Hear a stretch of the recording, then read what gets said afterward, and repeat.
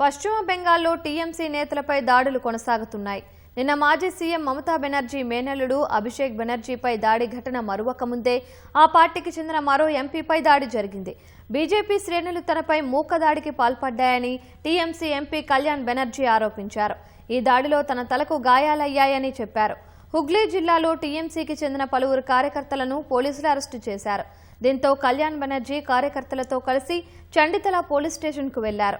PS బయట స్థానికులు నల్ల జెండాలతో నిరసన తెలిపారు. దొంగ దొంగ అంటూ నినాదాలు చేయడంతో ఉద్రిక్తత పరిస్థితులు నెలకొన్నాయి. ఈ క్రమంలోనే కొందరు తన తలపై బలంగా దాడి చేశారని కళ్యాణ్ బెనర్జీ ఆరోపించారు. పోలీసుల ముందే తనపై దాడికి పాల్పడ్డారని చెప్పారు.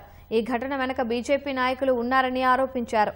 బీజేపీ ప్రేరేపిత దాడులకు వ్యతిరేకంగా తమ పోరాటం కొనసాగుతుందని హెచ్చరించారు. పోలీసుల వైఫల్యాన్ని నిరసిస్తూ పిఎస్ ఎదుట ధర్నాకు దిగారు. దీంతో జిల్లా యంత్రాంగం అదనపు బలగాలను మోహరించింది. అటు కళ్యాణ్ బెనర్జీ ఆరోపణలను బీజేపీ ఖండించింది. టీఎంసీ నేతలపై స్థానికంగా ఉన్న ఆగ్రహానికి ఈ ఘటన నిదర్శనమని పేర్కొంది.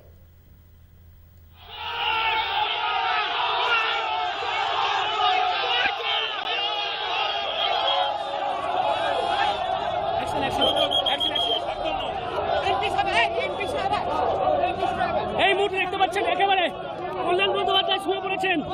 কল্যাণ বন্দ্যোপাধ্যায়কে মারা হয়েছে দেখতে পাচ্ছেন। এই মুহূর্তে দেখতে পাচ্ছেন কল্যাণ বন্দ্যোপাধ্যায় তিনি কিন্তু আহত হয়েছেন।